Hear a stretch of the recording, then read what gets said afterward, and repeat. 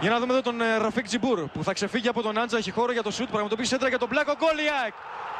Γκολ με το καλημέρα για την Ένωση. Του Ολυμπιακού εκεί που έχει δουλέψει πολλά χρόνια. Μπλάνκο 2-0. Απίστευτο. Στο 7.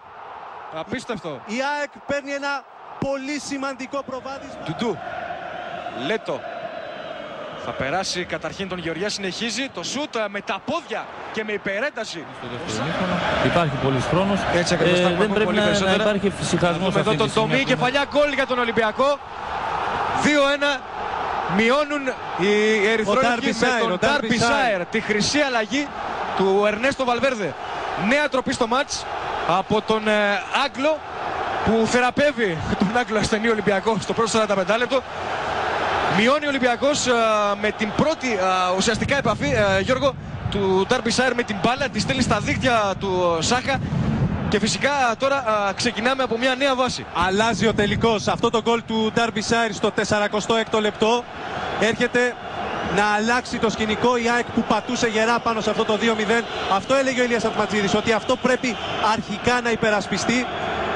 Φαίνεται ότι δεν το καταφέρνει, ευνηδιάζεται η ΑΕΚ στην αρχή του δευτέρου μέρους.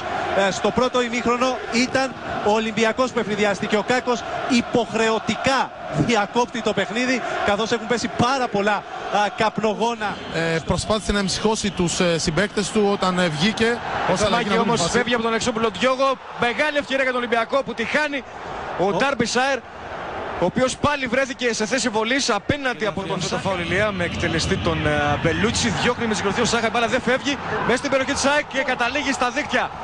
Ο Ντουντού είναι αυτός που τρέχει και χτυπάει με ορμή και μανία και δύναμη, ξεθυμένοντας για το γκολ, το 2-2 του Ολυμπιακού.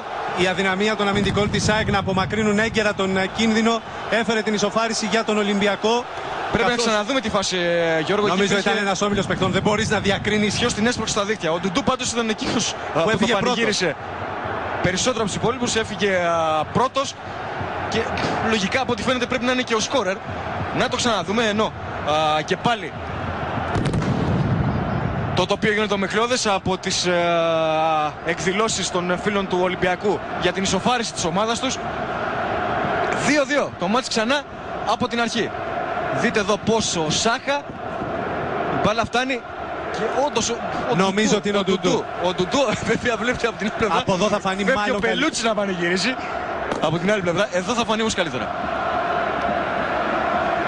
Ναι, βέβαια. Ναι. Από τον Ντουντού είναι η μπάλα. Ο Ντουντού είναι. Φεύγει βέβαια και ο Μπελούτσι, το Ρωσίδης να πανηγυρίσει. Αλλά ο σκόρερ είναι ο Βραζιλιάνος. Στο 2-2 για τον Ολυμπιακό. Πλήρης ανατροπή του σκηνικού. Το πρώτο μήχρονο που ανήκε στην ΑΕΚ και επιβεβαιώθηκε με τα 2 γκολ του Μπλάνκο. Αλλάζει, έρχεται σειρά του Ολυμπιακού να είναι αυτός πρωταγωνιστής στην επανάληψη. Και με τα τέρματα των Ντάρμπι Σάιρ και Ντουντού που τον βλέπετε εδώ να πανηγυρίζει ξανά. Βλέπετε με τι πάθος πανηγυρίζει. Είναι εκείνος που ισοφαρίζει 2-2 και τα εναπομείνοντα 20 λεπτά πραγματικά τα περιμένουμε με πολύ μεγάλη αγωνία. Ένας πλούσιος και χορταστικός τελικός. Ο Ντουντού που έφερε το παιχνίδι στα ίσα. Πάμε στο Μάκη Πεκιάρη, έχει ζητήσει το λόγο εδώ. Απειλείται επεισόδιο, καθώς ο Ζεράλδο Άλβες κλώτσε την μπάλα πάνω στον Μπελούτσι. Ακόμα μια και κάρτα. παρατηρείται με την κίτρινη κάρτα του Κάκου. Πάμε στο Μάκη Πεκιάρη. Όσο ήταν η ΑΕΚ σε θέση οδηγού, δεν είχε χρειαστεί καν να γυρίσει να εκτάξει προς τον Εντίνιο ο Μπάγεβιτς, αλλά πλέον έρχεται μάλλον η ώρα για τον άνθρωπο των ειδικών αποστολών, αυτός που τουλάχιστον όσες φορές του έχει δοθεί ευκαιρία της έχει βγάλει πέρα στο πρωτάθλημα. Μην ξεχνάμε άλλωστε ότι στις περισσότερες φορές που έχει μπει ο Εντίνιο ως αλλαγή στο μάτς έχει δικαιώσει τον προπονητή. Άλβες να επαναφέρει προς τον Σκόκο που θέλει να μπει στην περιοχή. Ο Σκόκο που κρατά και πλασάρει. Καταπληκτικό! 3-2. Καταπληκτικό γκολ από τον Νάτσο Σκόκο. Απίστευτο γκολ που βάζει την ΑΕΚ μπροστά στο σκορ. Πραγματικά σπάνιας ομορφιάς. Το Ρωσίδης. Τελευταίες προσπάθειες του Ολυμπιακού τώρα. Ο Άτζα στην κεφαλιά. Ο Ντάρμπι Σάιρ. 3-3. Απίστευτο! Φοβερός τελικός! Καταπληκτικό μάτς, κυρίες και κύριοι, που παρακολουθείτε. Ο Ντάρμπι Σάιρ έχει και πάλι να πει την τελευταία λέξη. Στέλνει το μάτς στην ισοπαλία 3-3.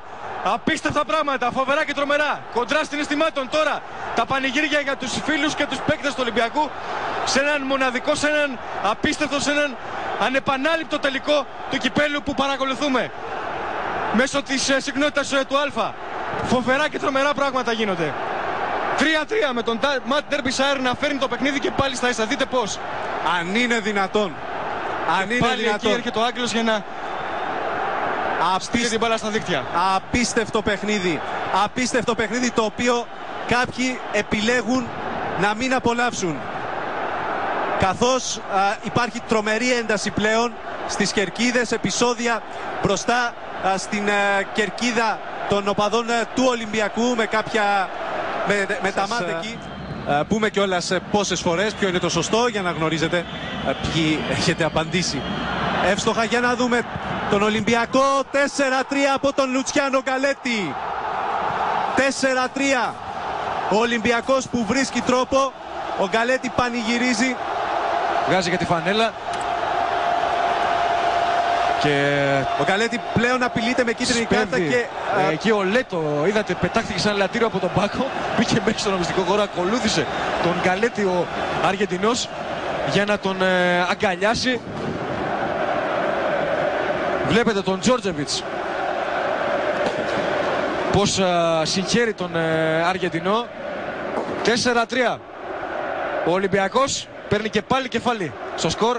Ξανά εδώ καμία περίπτωση offside για τον Γκαλέτη που δέχεται την μπάλα του Τζόρτζεβιτς. Εκεί δεν υπάρχει κανείς παίκτης της ΑΕΚ για να σταματήσει τον Αργεντινό που με αυτό το εξωτερικό. Ο Κάκος περιμένει τον Γκαλέτη να του δείξει τη δεύτερη κίτρινη. Κάνει το 4-3 και ο Ολυμπιακός μένει με 10. Ο Αργεντινός έδωσε προβάδισμα στον Ολυμπιακό αλλά αντέδρασε πάρα πολύ παρορμητικά και αυτό του στοιχίζει. Είναι η δεύτερη κίτρινη και μένει με 10 Ολυμπιακός. Μέσα στην περιοχή το γύρισμα από τον Ενσαλίβα για τον Εντίνιο. Κρατάει ο Ολυμπιακός. Αλεξόπουλος για την ΑΕΚ που πιέζει ασφικτικά. Ο Σκόκος στην περιοχή. Η μπάλα γκολ! 4-4 με τον Άσο Σκόκο για την ΑΕΚ. Φοβερά και τρομερά πράγματα. Ξανά το μάτς υπάρχει απόλυτη ευστοχία και για τις δύο ομάδες. Νικοπολίδης και Μαϊστόροβιτς. Η εκτέλεση από τον Σουηδό, η μπάλα στο δοκάρι. Το πέμπτο πέναλτι της ΑΕΚ δεν έχει ευτυχία. Και αυτή θα είναι η τελευταία εκτέλεση της καριέρας του. Αν ευστοχήσει δίνει το κύπελο στον Ολυμπιακό. Ο Τζόρτζεβιτς απέναντι από τον Σάχα. Εκτελεί, διώχνει ο Σάχα. Κρατάει την ΑΕΚ στο παιχνίδι. Γεωργέας.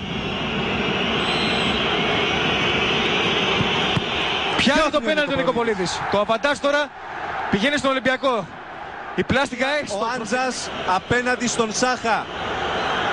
Εκτελεί, διώχνει ο Σάχα, αν είναι δυνατόν. Δεν τελειώνει ποτέ. Αν είναι δυνατόν. Δεν τελειώνει ποτέ.